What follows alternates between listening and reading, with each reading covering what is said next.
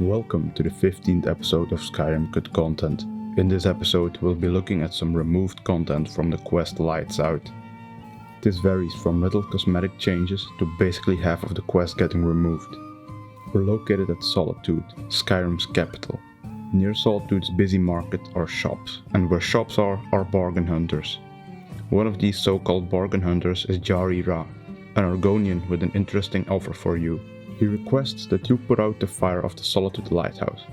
In his words, you'll put it out so that a ship called the Ice Runner would run aground. Jari tells you that no one aboard the ship would get hurt and sends you off to go do your job. There isn't really anything standing in your way when heading to the lighthouse. Inside you may encounter the Khajiit Mazaka, but he doesn't really do anything except maybe report your trespassing. So let's just ignore him. The interesting part begins when we get to the top of the lighthouse. Here we will find a big fire. We can activate it and it will instantly go out. This wasn't always the case, however. First off, the fire was originally a lamp. The first place where we can see this is in the dialogue with Jari Ra. When you would normally speak to him after extinguishing the fire, there are three topics. I put out the lighthouse fire. Why didn't your man put out the fire? And you're the leader of the Blackblood Marauders? These topics are known internally as MSO7 After Lamp 0, MSO7 After Lamp 2 topic and MSO7 After Lamp 3 topic, respectively. The branches containing this dialogue follow the same naming scheme and are called MSO7 After Lamp, MSO7 After Lamp 2 and MSO7 After Lamp 3, respectively. But wait, there's more to show than just the names of these topics. We have an unused script called MSO7 Lamp script that would have most likely been attached to the lighthouse lamp. The script itself is full of interesting information. It states that when the player activates the lamp and has completed stage 30 but has not yet completed stage 60 of the quest, then the lamp would go out. When the lamp goes out, stage 60 of the quest would be completed. The script also shows us that many messages would have appeared when interacting with the lamp rather than just immediately going out like the fire in the final game. The interesting part here is that in the final game, both stage 30 and stage 60 no longer exist. In the final game, the stage when you receive orders is stage 50, and when you put out the fire, the quest gets set to stage 100. It seems that the stage at which you received orders was 60 for a long time, as the biggest portion of Jari's quest dialogue in the final game is still conditioned to keep track of stage 60, which no longer exists. Now, back to the lamp. All of the messages that would pop up as mentioned in the script still exist. There are 3 of them and they are all named Temp Lights Out. But they have different internal names. The first one is called MSO7 Light Out message internally. It would appear when you extinguish the lamp. The message reads, Temp for testing. With some difficulty, you extinguish the massive lighthouse lamp. Of course, this message, as well as the others, never got finished, as indicated by all the temp markers. Temp being short for temporary. If the player interacted with the lamp after this, they would see the message known internally as MSO7 Light Already Out message. It reads, Temp for testing. The light is extinguished and surprisingly hard to relight. It is unknown when, but the last message would appear when the player would be unable to open the lamp case. It is known as MSO7 Cannot message, and reads, Temp for testing, the lamp is enclosed in a locked case. Now, I think I actually do know when this message would appear, but for me to explain that, we'll need to look at the last thing related to this lamp, the lamp itself. We have an activator known internally as MSO7 Lamp. In-game, it would be displayed as Lighthouse Lamp. Now for the weird part, the lamp isn't a lamp at all. It's a lever. So what I think of all this is that the lamp was just part of the lighthouse as we see it in-game. When you approached it during the quest, normally it would tell you the lamp is encased in a locked case. I guess that the lever would have opened up the case so you could go and disable it. So that's that. Long story short, the lighthouse fire was originally a lamp.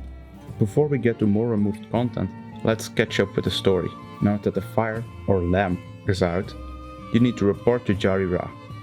He sends you to the wreck of the Ice Runner, which has run aground by now, and tells you that his sister will be waiting there for you.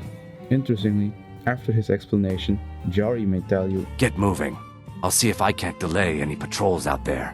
This line seems to hint at another removed quest stage, as it is conditioned to only play after stage 100, but before stage 140 of the quest.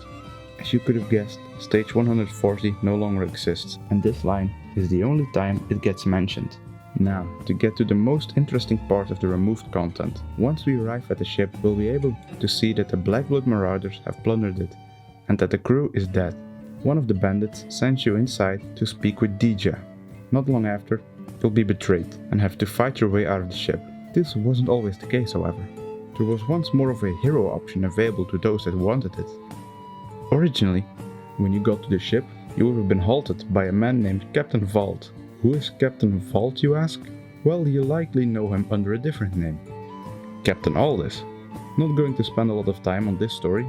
To summarize, there is enough evidence that Captain Aldous was called Captain Vault originally. Just take a look at this AI package called Solitude Vault Training Package, or the internal names for dialogue related to him in other quests. So yeah, it seems that Captain Aldous would just be standing around when you could initiate dialogue. Internally, all of this dialogue is grouped under one view called MSO7 Captain Vault. The internal names of the dialogue branches are MSO7 Vault meets player at ship, MSO7 Vault meets players at ship 2, and MSO7 Vault time and player attack. Now, for the exchange itself. The player would seemingly have two different possible introductions to Captain Aldous. They would have said, "Who are you?" With Captain Aldous replying, "You are the one Mazaka described to me." Another possible reply for Captain Aldous was more clear on his purpose. "I'm Captain Aldous. I'm here to help you take down these bandits." The player would then ask, "Just you?" To which he would respond, "We're stretched thin in Solitude, and I don't expect these bandits to be much challenge. Are you ready?" The player would have then said, "Let's take them out," prompting a happy Captain Aldous to say, "With pleasure." Now, this all makes sense and is pretty easy to follow. The next part isn't so sensible. Before moving on, the entirety of this part of the quest, where you would have killed the bandits with Captain Aldous, seems to have been stage 70 of the quest originally, as all aforementioned dialogue is conditioned at that stage. After killing all the bandits, you would face Dija. In the final game, she always ends up dead. But here, it seems there was a choice to let her live and be locked up instead. No dialogue for Dija remains, so I have to work with the little dialogue for Captain Aldous there is available. The dialogue view containing this dialogue is called MSO7 Vault Bandit Cleanup View. Doesn't seem so bad. It contains only one branch called MSO7 Vault Cleanup Bandits. I'll tell you what's so weird about this dialogue. Instead of Captain Aldous, the game would have had these lines spoken by Jari Ra, who would of course not be present. This error is not only present in coding, however, as I think it's the other way around. You see, this dialogue was mistakenly recorded in the male Argonian voice type, which makes me think that the developer thought that Jari was the one that needed to say these lines, resulting in the problem never getting solved, and the dialogue never getting re-recorded. It's unknown to me what happened before, but after your battle with Dija, it seems that she would enter bleed-out state, also known as go on the ground and ask for mercy. She would have had dialogue for this event, but none remains. It seems that after this, you could have gotten the choice between either sparing her or killing her. Whatever you did would influence your next conversation with Captain Aldous. If you killed her, then you would have said, "Looks like Dija won't be bothering us again." To which Aldous would have replied with a short, "Good riddance." The second option would have been presented if the player didn't kill Dija. Then they would say Dija will need to be locked up, to which Aldous would respond with, "I'll take care of it." After either of these options, Aldous would tell you, "I've been away from Solitude for as long as I can, but if you decide to finish these bandits off, you will be rewarded for your efforts." After he says that, he presumably would have left you, and stage 105 of the quest is completed, and stage 110 gets started. Both of these quest stages no longer exist in the final game. So far as the story goes, the player finishes up at the Ice Runner and heads to Jari's hiding place, Broken Ore Grotto, earlier named Camp Broken Ore. You head through the grotto and find Jari. In the final game, Jari just goes hostile and begins attacking you. But even there, the cut content can seep through. If one sneaks up on Jari without him turning hostile, you'll be forced into a conversation with him. This is because the quest gives Jari an AI package called MS-07 Jari Ra Camp Broken or Force Greed. The package, however, mostly doesn't work as intended, because Jari's aggression at this point is too high and he will only attack. This could have been a deliberate decision by the developers to cover up the dialogue which they seemingly had not finished. When Force greeting you, Jari would say, "First you murder my sister, then you massacre my men." This can still happen in the final game. What can't happen is him using the different version of this line, which goes as follows. "You've betrayed me, murdered my sister, and massacred my men." This line is conditioned to only play at stage 1500 of the quest, which of course doesn't exist, but was never meant to exist. It's just a condition to make sure the line never plays. Normally, the player would have had a response, but the dialogue got removed apparently. This causes the dialogue to show up as an ellipsis in-game. It probably would have involved you asking about your loot though, because Jari answers with, "To oblivion with your loot. This ends now." Once again, there is an alternate line that is conditioned to never play. This line does still have the player's dialogue. The first unavailable line would have been followed by the player saying, "And now it's your turn," which would result in Jari saying, "You don't have what it takes to kill me." After Jari meets his end, we still have a couple of things to cover.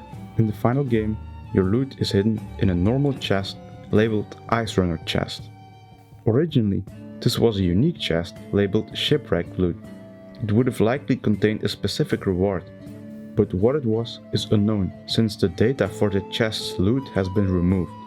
I also believe that the chest would have been locked, as there is an unused key internally known as MS-07 key, which would have appeared as Jari's key in-game.